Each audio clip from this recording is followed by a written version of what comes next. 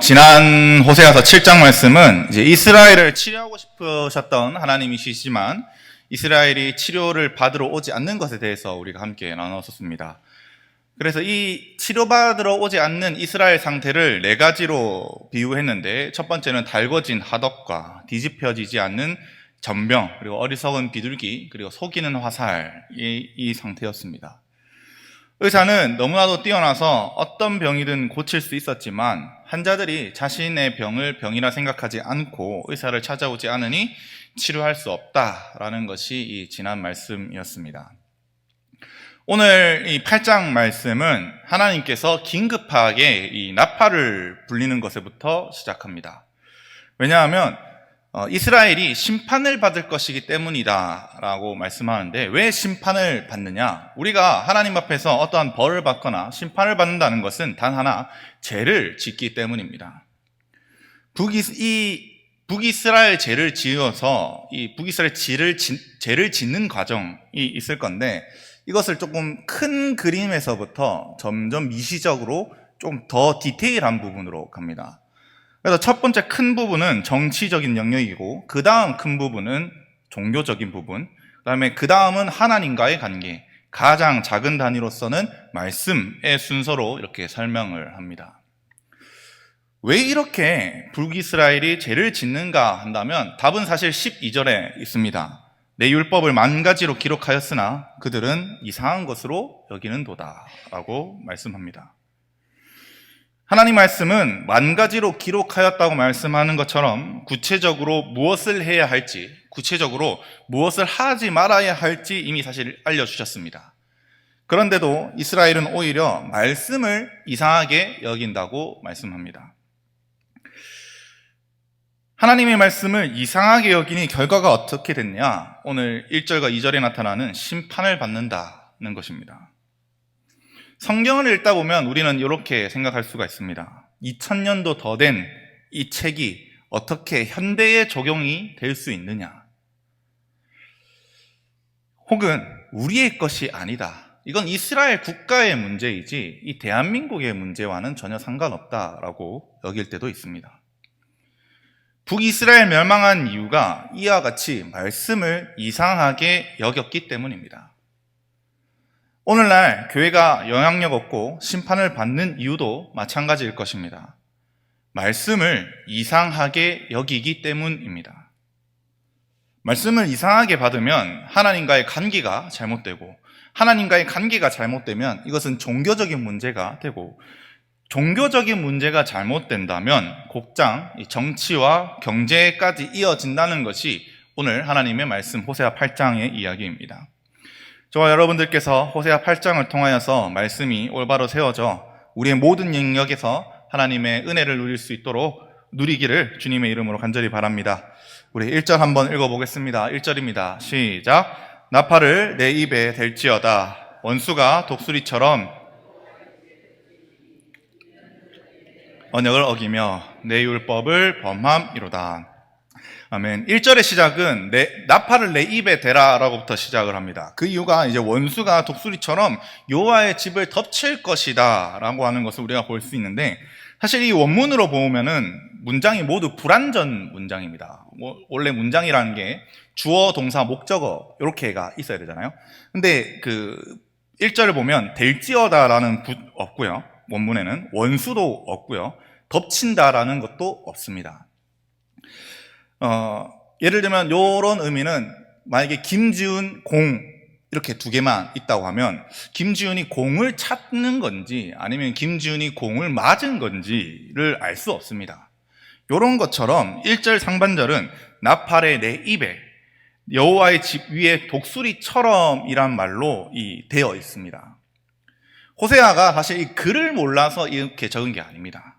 왜냐하면 이렇게 불완전 문장을 적은 것은 긴급성을 나타냅니다. 우리가 불이 났을 때 불났다 이렇게 하지 않고 불불불 이렇게 말할 때도 있지 않습니까? 그런 것처럼 엄청난 긴박한 상황이다, 긴급한 상황이다라는 것을 묘사합니다. 그러면서 왜 긴급한 상황에 나팔을 불어야 되느냐 하면, 민수기에서는 이 나팔을 4가지 상황에서 불어라고 합니다. 첫 번째는 전쟁에 나갈 때, 두 번째는 절기를 지킬 때, 세 번째는 왕을 세울 때, 네 번째는 사람을 모을 때입니다. 나팔을 부는 이유는 독수리가 여호와 집에 있다라고 하는데, 레위기에서는 이 독수리가 부정한 짐승이며 이 예레미야를 이해하면은 독수리를 잘 알 수가 있습니다. 48장과 49장을 보면 독수리가 이 집 위에 있다라는 것은 나라가 망하기 일보 직전의 신호라는 뜻입니다. 호세아는 나라가 망하기 일보 직전인 상황이니 나팔을 불어라고 지금 경고하고 있는 겁니다. 왜 나라가 이렇게 망하기 일보 직전인 상황이냐 하는 이유는 이스라엘 백성이 내 언약을 어기며 내 율법을 범했다라는 이유 때문입니다. 여기서 어기다라는 단어는 이 어긴다는 이제 지키지 않았다라는 말보다 아바르라도 그 히브리어로 아바르라는 단어로 지나가다는 뜻입니다. 한마디로 말하면 무시했다는 겁니다. 하나님의 언약을 무시했다. 이스라엘과 하나님께서 맺은 언약은 뭐냐면 출애굽기 19장에서 제사장 나라가 되는 것입니다. 모든 나라들 중에 있어서 제사장 나라로서 하나님과 소통하여서 이스라엘이 모든 만민들에게 가르쳐주고 하나님께 돌이키게 하는 이 제사장 나라를 감당해야 되는데, 이 구속사의 핵심인 제사장 나라를 버리고 사명을 무시하고 오히려 율법을 범했다, 배반했다라는 것입니다. 사명을 무시하고 말씀을 배반하니 이 전쟁 파괴, 나라가 망하기 일보 직전이다라고 말하는 것이 이 8장 1절의 말씀입니다. 그러면 이때 이스라엘은 어떻게 반응했냐 하면 2절과 3절입니다. 우리 함께 읽도록 하겠습니다. 2절 3절입니다. 시작. 그들이 장차 내게 부르짖기를 나의 하나님이여 우리 이스라엘이 주를 아나이다 하리라. 이스라엘이 이미 선을 버렸으니 원수가 그를 따를 것이라. 아멘. 나팔을 불며 적군이 쳐들어오니 이스라엘은 나의 하나님 우리 이스라엘이 주를 압니다 라고 이렇게 부르짖습니다. 여기서 안다는 경험적으로 안다는 겁니다. 부부 사이처럼 매우 친밀한 관계에서 쓰는 단어인데, 그러면 성경이 말하는 하나님과 친밀하다는 기준이 무엇이냐 하면 우린 1절을 보면서 알 수 있습니다. 우리에게 주어진 사명을 얼마나 감당하느냐에 따라서 사실 우리는 하나님과 친밀성이 나타나는 겁니다. 하나님과 친밀하다는 것은 어떤 능력이 있다, 어떤 것이 뛰어나다, 어떤 달란트가 있다, 이런 것에서 친밀하다는 것이 아닙니다. 얼마나 하나님의 사명을 감당하고 있느냐에 달려 있습니다. 정말로 친밀할수록 우리가 어떤 사람을 사랑하고 좋아하고 친할수록 그 사람이 좋아하는 일을 하는 것처럼 하나님과 친하다는 것은 우리가 그만큼 하나님의 일을 감당하는 것입니다. 그렇다면 이들이 진짜 하나님을 아는 것이냐 하면 아닙니다. 우리 지난 7장을 보면 7장 14절에 성심으로 나를 부르짖지 않았으며, 근데 얘네들은 2절에서 내게 부르짖었다라고 말합니다. 그렇지만 성심으로 부르짖지 않았습니다. 온 마음을 다해서 부르짖지 않았습니다. 그리고 6장 3절에서 여호와를 알자, 힘써 여호와를 알자고 했지만 하나님을 아는 것이 아니라 이방신을 섬기는 방법을 그냥 하나님께 둔갑하여서 다르게 하나님이 원하시는 방법이 아니었습니다. 이들의 부르짖음과 하나님을 안다고 하는 고백은 전심이 아니고 오히려 위선이었습니다. 참된 회개가 없었고 참된 회개가 없으니 하나님의 도움도 없는 것입니다. 이들이 하나님을 안다라고 말하는 이 기만은 3절에서 표현됩니다.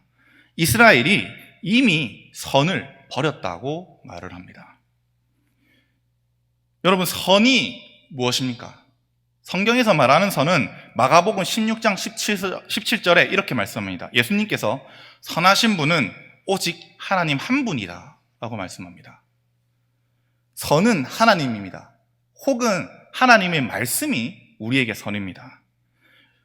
이 호세아서 8장 3절에서 말하는 선을 버렸다는 것은 이스라엘이 하나님을 버렸다는 것입니다. 다른 것을 버린 것이 아닙니다. 신명기 30장에서는 이렇게 말씀합니다. 너희 앞에 생명과 선, 사망과 화가 앞에 놓여 있는데 이 둘 중에 너희는 사망과 화를 선택하지 말고 생명과 선을 선택해서 여호와의 복을 받아라 라고 말하는 게 신명기서 30장입니다. 그렇지만 이들은 생명과 선을 버렸습니다. 그러니까 사망과 화가 오는 것은 당연한 것입니다. 그 결과가 원수가 그를 따를 것이다 라는 것입니다. 여기서 따르다는 이 라다프라는 히브리어 단어인데, 추구하다, 박해하다는 이런 단어인데, 어떤 것을 좋아하는 것도 되는데 사람을 박해하러 나가는 것도 이 라다프라는 단어입니다.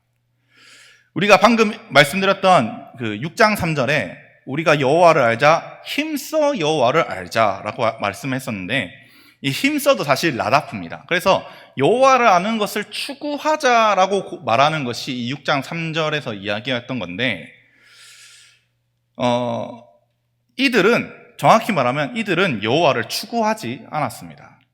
왜냐하면 이 원수가 누구인지 우리는 알아야 됩니다. 이들에게 원수는 하나님입니다. 우리가 하나님을 버리는 순간 하나님은 우리의 원수가 됩니다.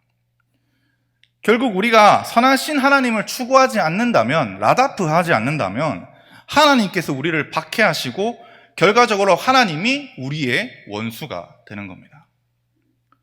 하나님이 우리의 원수가 되신다는 것은 감당할 수 없을 것 같습니다. 1절부터 3절은 이 이스라엘이 심판을 받는 이야기와 죄들을 이제 좀 큰 그림으로 본 것이라면, 4절부터는 이스라엘의 죄를 구체적으로 좀 봅니다. 우리 4절 함께 읽어보겠습니다. 4절입니다. 시작. 그들이 왕들을 세웠으나 내게서 난 것이 아니며 그들이 지도자를 세웠으나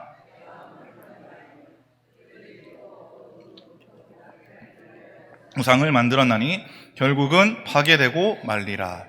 아멘. 첫 번째 죄는 이제 정치적인 죄입니다. 북이스라엘에게는 왕과 지도자가 있었다라고 했지만, 그런데 그들은 내게서 난 것도 아니며 내가 모른다라고 하나님께서 말씀합니다. 이것은 하나님께서 그 왕과 신하들이 세워지는 가정을 모르신다는 것이 아니라 하나님과 관계없는 자들이라는 의미입니다.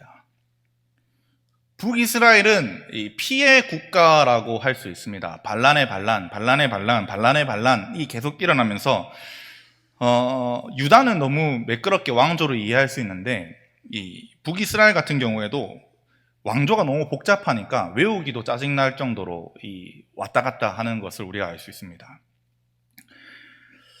왜 계속 이렇게 반란이 일어나느냐 하면, 이 7장에서 말씀드렸던 것처럼 자기 욕심이며 그들은 하나님과 관계없는 자들이었고, 당연히 하나님과 관계없는 자들은 하나님을 모르는 것이고, 그들은 그걸로 말미암아 은과 금으로 우상을 만들었다라고 말합니다. 하나님으로부터 나온 자들이 아니니 말씀을 모르는 것은 당연한 것이며 우상을 만들어 나라를 혼란스럽게 만들었습니다. 결국엔 어떻게 되느냐? 결국 파괴되고 말리라 라고 하지만, 카라트는, 이 파괴된다 말하는 카라트는 단순한 파괴가 아니라 언약 백성에서 끊어질 것이다 라는 선포입니다. 하나님께서 북이스라엘을 언약 백성에서 잘라버리시겠다 라는 것이 이 4절의 말씀입니다. 오늘날은 은과 금은 있지 않습니다. 은과 금으로 동상을 세우거나 북한에나 이런 게 있지만, 저희 대한민국 같은 경우만 해도 은과 금으로 무엇인가 세운다, 우상을 만든다 이러진 않지만 사상적인 우상들이 점점 생겨나고 있습니다. 어떤 사상이 이게 최고다, 어떤 체제가 최고다 이러면서 그것이 하나님보다 위에 있다라는 생각을 하게 됩니다. 북이스라엘의 정치가 반란은 거듭박은 이유, 이렇게 사상적인 것이 우상이 되는 이유는 무엇인가 하면 5절입니다. 5절은 우리 살펴보면서 함께 읽어보겠습니다. 5절입니다. 시작. 사마리아여, 내 송아지는 버려졌느니라. 내 진노가 무리를 향하여 타오르나니 그들이 어느 때에야 무죄하겠느냐. 아멘. 버려졌다고 하는 것은 자나라는 단어로 버려졌다도 되는데 냄새가 난다는 뜻입니다. 그래서 요거를 좀 냄새 난다는 의미로 표현하면, 사마리아야 너한테서 송아지 냄새가 난다는 의미입니다. 이거를 좀 이해하기 쉽게 설명드리면, 어릴 때 친구들한테 야, 니한테 바보 냄새나, 이런 거 있지 않습니까? 그런 거로 생각하면 좀 좋을 것 같습니다. 그 바보 냄새가 난다 하는 듯이 송아지 냄새가 난다는 것은 니한테서 우상 숭배의 흔적과 냄새가 그대로 난다는 것을 의미합니다. 이것은 출애굽기와 여로보암 1세가 지은 금송아지를 좀 연상하게 되는데, 여로보암이 금송아지를 세우면서 종교를 앞세우면서 이 금송아지를 세우는 이유는 유다 백성들, 북이스라엘 사람들이 3대 절기만 되면 남유다로 내려가서 깨어있는 사람들은 돌아오지 않는 겁니다. 그러니까 원래는 북이스라엘이 훨씬 더 강해야 되는데 시간이 가면 갈수록 유다가 점점 강해지고 그곳에 백성이 점점 많아지는 것입니다. 여로보암 1세는 이 북이스라엘 백성이 절기만 지키면 안 돌아오니까 이 송아지를 단과 베델에 세워서 이게 하나님이라고 말해야겠다, 이 종교를 정치에 이용하게 되는 겁니다. 종교가 부패하니까 종교가 부패하니까 정치도 부패하게 됩니다. 우리는 종교랑 정치랑 무슨 상관이지라고 하지만 정치인들은 결국 종교를 이용합니다. 여기 나타나는 여로보암과 북이스라엘 왕들이 그랬던 것처럼 말입니다. 이스라엘은 금송아지를 하나님이라 섬기며 혼합주의 종교와 다신교적 종교를 가졌습니다. 그로 인해서 하나님의 진노가 이스라엘 향해서 타오르게 됩니다. 하나님은 묻습니다. 그들이 어느 때까지 무지하겠느냐? 야, 얘네들이 언제 송아지 냄새가 빠지겠냐? 라고 묻습니다. 이 우상 숭배하면서 나는 송아지 냄새가 언제 빠지냐 하면 6절에 한번 또 보겠습니다. 6절 한번 살펴보겠습니다. 6절입니다. 시작. 이것은 이스라엘에게서 나고 장인이 만든 것이라 참신이 아니니 사마리아의 송아지가 산산조각 나리라. 아멘. 우상 숭배하는 이스라엘에게 하나님께서는 야, 그들은 신이 아니라, 신이 아니고 단순히 이스라엘 장인들이 만들어낸 조각품일 뿐이다 라고 말합니다. 예레미야, 남유다에서도 이러한 상황이 똑같이 있었을 때 예레미야 16장 20절에서도 사람이 어찌 신이 아닌 것을 자신의 신으로 삼겠나이까 라고 말씀합니다. 금송아지는 신이 아닙니다. 아무것도 할 수 없는 동상입니다. 우리는 이해할 수 없는 모습이 있습니다. 아니, 그냥 단순한 동상 앞에 왜 절을 하면서 저렇게 섬기느냐? 우리 고대 신간을 좀 이해하면 하나의 신은 하나의 능력을 가진다고 생각을 합니다. 예를 들면 돈을 주관하는 신, 다산을 주관하는 신, 전쟁을 주관하는 신처럼 그 신을 섬기면 그 신이 나에게 그 복을 준다. 돈의 신을 섬기면 돈을 주고, 다산을 주관하면 내가 아이를 많이 낳을 수 있고, 전쟁을 주관하면 내가 전쟁에서 승리할 수 있다라고 생각을 합니다. 여러분, 사실 결국 우상을 만들어 섬긴다는 것은 자기 욕심을 위해서 섬기는 것입니다. 이것들은 신이 아닙니다. 나의 탐욕입니다. 신이 아니니 사마리아 송아지가 산산조각 날 것이다 라고 하나님께서는 선포하십니다. 만약 송아지가 진짜 신이라면 스스로를 구원할 것입니다. 사사기 6장에서는 기드온이 바알과 아세라상을 부순 다음에 백성들이 기드온을 죽이려고 합니다. 그때 기드온의 아버지 요아스가 이렇게 말을 합니다. 바알이 과연 신일진데 그의 제단을 파괴하였은즉 그가 자신을 위해 다툴 것이다. 바알이 진짜 신이라면 기드온을 죽일 것입니다. 그러나 우리가 알다시피 기드온은 너무너무 오래 살았고 너무너무 많은 아이들을 낳았습니다. 북이스라엘의 금송아지는 산산조각 날 것입니다. 그가 참신이 아니라는 것을 하나님께서 직접 증명하실 것이고, 그것은 알고도 북이스라엘은 사실 금송아지를 계속 섬깁니다. 이 금송아지를 섬기는 것을 하나님께서는 무엇으로 보시냐면 7절 우리 함께 보겠습니다. 7절 8절입니다. 7절 8절 함께 보겠습니다. 시작. 그들이 바람을 심고 강풍을 거둘 것이라. 심은 것이 줄기가 없으며 이삭은 열매를 맺지 못할 것이요 혹시 맺을지라도 이방 사람이 삼키리라. 이스라엘은 이미 삼켜졌은즉 이제 여러 나라 가운데에 있는 것이 즐겨 쓰지 아니하는 그릇 같도다. 아멘. 고대 근동에서 소는 다산의 상징입니다. 그러나 소가 참신이냐 하면 당연히 아니죠. 헛된 것입니다. 결국 이스라엘은 헛된 것을 심는 것입니다. 그래서 바람을 심는 것과 강풍을 거둔다 이렇게 말을 합니다.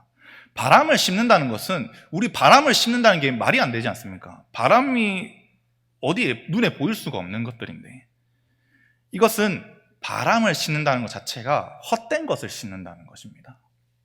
금송아지가 헛된 것처럼 말입니다. 북이스라엘은 이런 헛된 것을 계속 심으니까 무엇을 거두냐? 광풍을 가지고 온다고 합니다. 이 강풍은 스파타라는 히브리어 단어인데 예레미야서에서는 이방 군대의 공격으로 인한 멸망으로 표현을 합니다. 결국 어떻게 멸망하는지 설명을 하는데 심는 것에는 줄기가 없다. 이거 줄기 있는 식물, 예를 들면 벼나 쌀 이런 것들은 거두지도 못한다. 자라지가 않아서. 그 다음에 이삭은 열매 맺지 못한다고 하는데 채소, 과일 이런 것들을 거두지 못한다.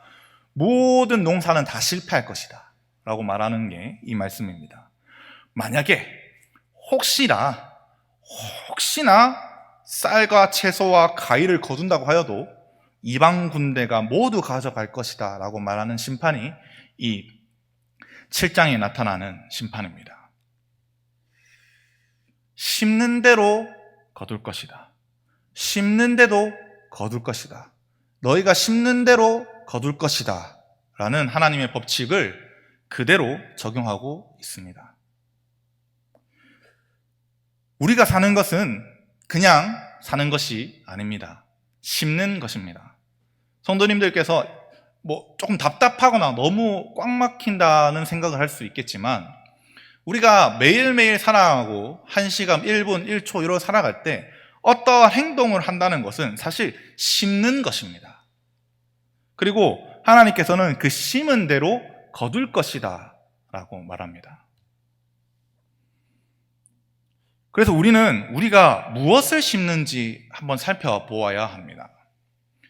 사사기 1장에서 아도니베섹이 70명의 왕들의 엄지손가락들과 엄지발가락들을 다 잘라서 내상에서 거지처럼 살게 했었는데 자신이 유다 백성을 통하여서 그렇게 되는 것을 보고 이렇게 말합니다. 하나님께서 내가 행한 대로 내게 갚으셨다.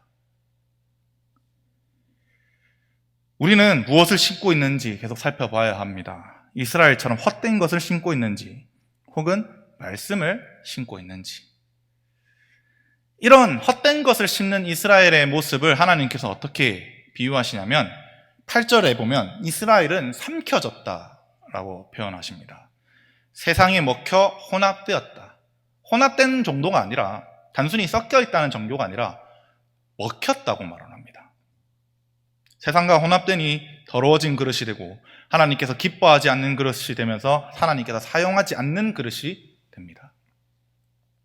세상과 구별됨이 없는 이 더러운 그릇을 하나님께서 어떻게 사용하시겠습니까?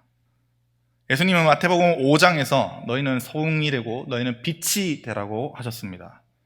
소금이 그 맛을 내지 못하면 길에 버려져 밟혀질 뿐인 것처럼 물건이 그 역할을 감당하지 않으면 버려지는 것처럼 우리가 하나님의 일을 올바로 하지 않는다면 여러 나라에서 버려지는 그릇이 될 것입니다. 맛을 잃은 소금처럼 아무짝에도 쓸모없는 그런 상태가 우리가 헛된 것을 심는다면 그런 모습으로 나타납니다. 9절 10절 한번 읽어보겠습니다. 9절부터 10절입니다. 함께 읽어보겠습니다. 시작. 그들이 홀로 떨어진 딜라기처럼 아수르로 갔고 에브라임이 값주고 사랑하는 자들을 얻었도다. 그들이 여러 나라에 값을 주었을지라도 이제 내가 그들을 모으리니 그들은 지도자의 임금이 지어준 짐으로. 아멘. 북이스라엘을 하나님께서는 이제 들나귀로 비유하십니다. 들나귀는 이 광야에서 살아가는 야생 나귀를 이야기하는데, 성경에서는 이 들나귀를 표현하는 게 세 가지가 나옵니다. 욥기에서는 지혜가 없는 존재, 창세기에서는 보호자가 없는 처량한 존재, 예레미야에서는 끊임없는 욕정으로 가득 찬 존재로 설명을 합니다. 들나귀는 욕정으로 살아갑니다. 왜냐하면 지혜가 없는 자이기 때문입니다. 지혜가 있으면 하나님께로 가는데 지혜가 없으니 앗수르에게로 갑니다. 그리고 에브라임이 값을 주고 사랑하는 자를 얻었다고 하는데, 이거 원어를 직역하면 에브라임이 창녀를 고용했다는 의미입니다. 이는 이방인과 혼합된 것을 말하며 앗수르에게 조공을 바치고 앗수르에게 보호를 부탁하는 모습이 하나님께서 보시기에는 돈을 주고 창녀를 고용하는 것과 별반 다르지 않다라고 말하는 게 이 북이스라엘 상태라는 겁니다. 무역이 아니라 자신의 경제의 핵심을 앗수르에게 줍니다. 포도를 주고요, 귀한 포도를 다 갖다 바쳤고요, 올리브, 그 귀한 올리브들을 다 갖다 바쳤고 많은 보석들을 갖다 바치며 그렇게 조공을 바치며 살아갑니다. 이것은 백성들이 그렇게 하고 싶어 하지 않았습니다. 10절에 보면 지도자의 임금이 그렇게 했다고 말합니다. 앗수르가 북이스라엘 왕에게 시키니 북이스라엘 왕은 백성에게 짐을 지워서 조공 바칠 물건을 백성에게 가지고 오라고 명령합니다. 결국엔 백성만 등골이 휘어지는 거죠.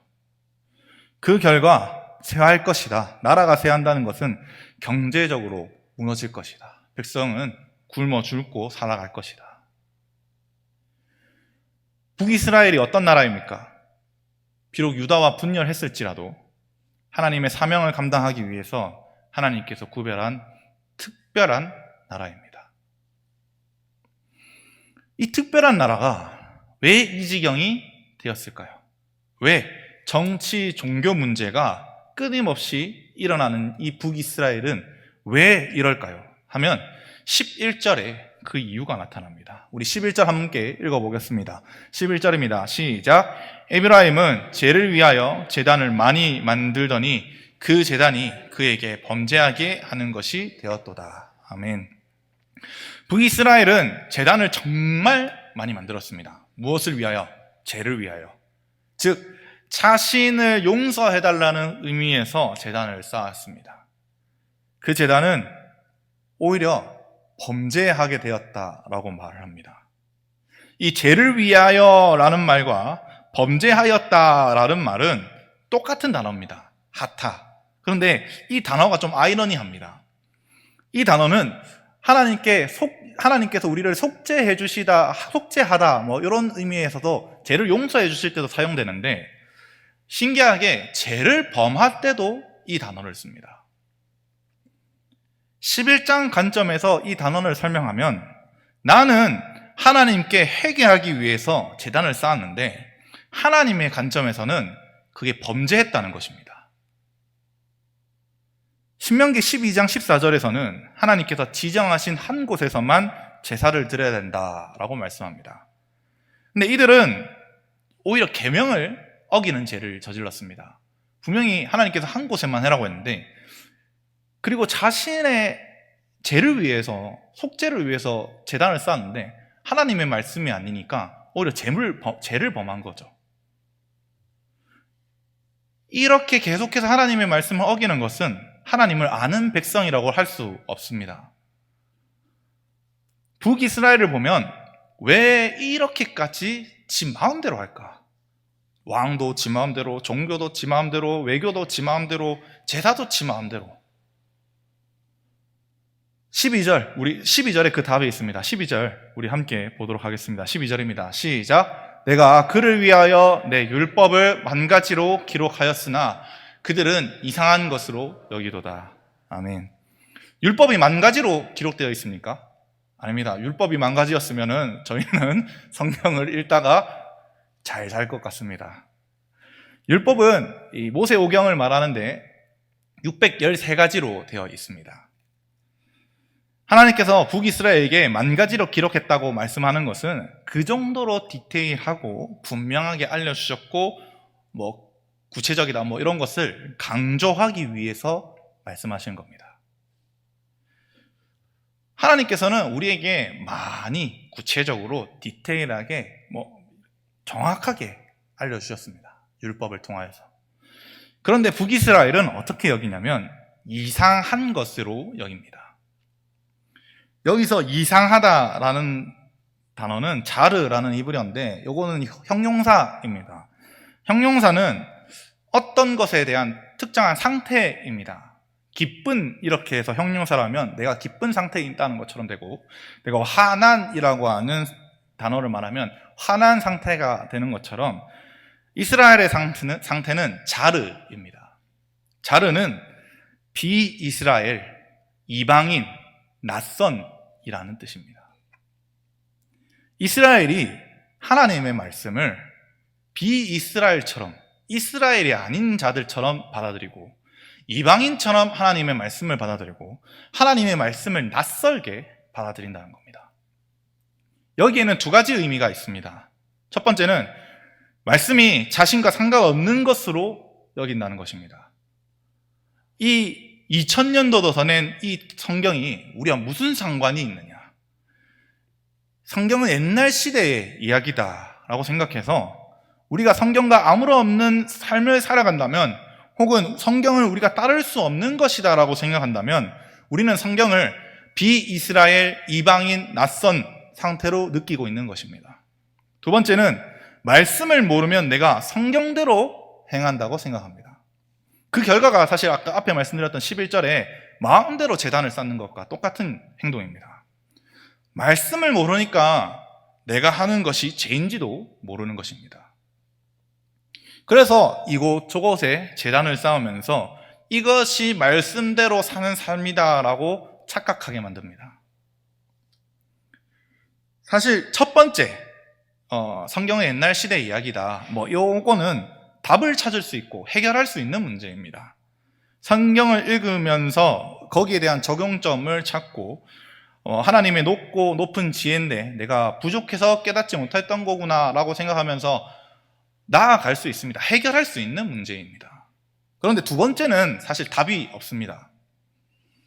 자신의 행동이 성경적이라는 생각을 가지고 있거나 말씀이 아닌 것을 말씀이라고 생각을 하고 살아가는데, 이런 상황에서는 설득을 시킬 수가 사실 없습니다. 제단을 쌓은 이스라엘처럼 제가 죄인지 모르는 상태인데 어떻게 이게 돌아가겠습니까? 죄라고 가르쳐줘도 자신이 생각하는 이게 성경적이라 생각하면서 성경이라고 말을 하니 오히려 답이 없는 상황이 돌아가는 거죠. 맛을 잃은 소금처럼 세상에 밟혀지게 됩니다. 혹시 성도님들은 말씀을 낯설게 느끼고 있지는 않으십니까?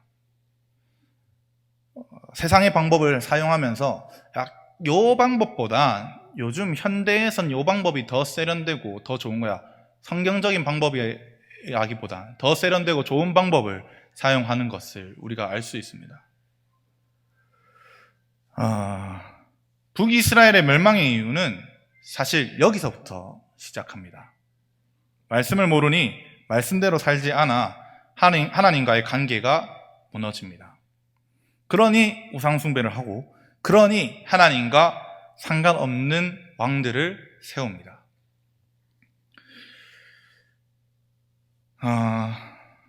오늘날 대한민국을 긍정적으로 평가할 수 있을까 한다면 저는 할 수 없을 것 같습니다. 정치적으로는 사실 많이 무너졌습니다. 지금 정치에 하나님이 드러나는 곳을 찾아볼 수 있습니까? 하나님과 관계된 사람을 세우려고 합니까? 종교적으로는 더욱 그렇습니다. 하나님이 아니라 종교가 하나님이 되어가고 있는 시대입니다. 위급한 때라 나팔을 불어라고 하지만 근본적인 원인으로 돌아가지 않습니다. 말씀으로 돌아가지 않습니다. 그래서 계속 헛된 것만 심습니다. 그에 대한 결과가 13절과 14절 말씀입니다. 우리 13절, 14절 말씀 함께 읽어보겠습니다. 시작. 그들이 내게 고기를 제물로 드리고 먹을지라도 여호와는 그것을 기뻐하지 아니하고 이제 그들의 죄악을 기억하여 그 죄를 벌하리니 그들은 애굽으로 다시 가리라. 이스라엘은 자기를 지으신 이를 잊어버리고 왕궁들을 세웠으며 유다는 견고한 성읍을 많이 쌓았으나 내가 그 성읍들에 불을 보내어 그 성들을 삼키리라 하리라. 아멘. 북이스라엘은 고기로 제물을 드리고 먹는다라고 하는데 이거는 하목제를 의미합니다. 하목제의 특징은 내가 하나님과 화목해졌다라는 것을 나타내는 것인데 이것을 고기를 이제 나눠 먹는다고 말하는데 그들이 나눠 먹는다고 하는데 이웃과 함께 나눠 먹는 것입니다. 이 하목제는 번제 위에 드려서 내 죄가 속죄되고 난 후에 그 위에 하나님과 화목되었습니다 라는 의미에서 드리는데 북이스라엘이 하목제를 드릴 때 하나님은 그 하목제를 기뻐하지 않으십니다. 하나님께서 그들과 화목하지 않겠다라는 것입니다. 왜냐하면 그들의 죄악을 기억했다라고 말씀합니다. 참된 속죄, 회개를 하지 않는다는 것입니다. 이들은 죄를 회개하지도 않고 온전한 제사도 아니었기에 하나님께서 기뻐하지 않겠다라고 말씀합니다. 그래서 그들은 애굽으로 돌아가 노예 생활을 할 것이다 라고 말합니다. 이스라엘은 왕궁을 세우고 유다는 견고한 성읍을 쌓는데 사실 이는 자신의 성들을 요새화시키겠다는 의미입니다. 왜 이들이 더 견고하게 또는 요새화로 시키냐면 불안하기 때문입니다. 그 불안의 원인은 하나님과의 관계가 끊어졌기 때문에, 깨어졌기 때문입니다. 우리의 평강은 오로지 하나님으로부터 오는 것입니다. 하나님과 평안하면 우리에게 평강이 오고 하나님과 화평하지 않으면 우리에게 불안이 옵니다. 14절에 이렇게 말씀하지 않습니까? 자기를 지으신 이를 잊어버렸으니. 하나님의 평강이 없으면 바벨 탓을 쌓듯이 우리끼리 잘해보자 라고 말을 합니다. 내가 하나님의 영광을 잘 누리고 있는지 개인적인 점검의 방법이 있습니다. 방법은 하나님이 아닌 다른 어떤 것으로 나를 보호하려 한다면 하나님과 화평하지 않는다라는 것입니다. 돈이든 명예든 그것이 사람이든 어떤 것으로 나를 보호한다. 그러나 하나님께서 비웃으시면서 다음같이 말씀합니다. 내가 그 성읍들을 불을 보내어 그 성을 삼킬 것이다. 여호와의 날에 누가 견딜 수 있겠습니까? 하나님이 우리의 원수가 되신다는데 우리가 그것을 어떻게 견디겠습니까? 결국 두 나라 다 말씀이 무너지니 망한다는 결론이 나타납니다. 저 여러분들께서 하나님께서 알려주시는 만 가지의 말씀이 온전히 세워지시길 바랍니다. 하나님의 말씀은 1.1핵도 사라지지 않습니다. 우리는 구원받은 자들이며 말씀대로 살아갈 이유가 있습니다. 그 말씀대로 살지 못한다면 북이스라엘의 모습이 우리의 모습이 될 것입니다. 구약에 예언한 것이 어떻게 다 우리에게 적용이 되냐라고 물으십니까? 하나님은 동일한 잣대로 우리를 평가하십니다. 우리가 성경은 오늘날과 맞지 않다, 내 생각과 맞지 않다라고 말하면서 지키지 않고 산다면 북이스라엘과 같은 결과가 나타날 것이고 큰 심판이 오는 것은 다른 것이 아닙니다. 말씀이라는 신앙생활의 기초에서부터 무너진 것이기 때문입니다. 심는 대로 거둔다 라는 이 오늘의 말씀처럼 오늘 우리의 삶의 말씀을 심고 약속한 것을 거두시는 저와 여러분들이 되시기를 바랍니다. 선과 악은 우리의 앞에 항상 있습니다. 항상 선을 선택하여서 하나님의 말씀의 복을 받는 저와 여러분들이 되시기를 주님의 이름으로 간절히 바랍니다. 기도하겠습니다.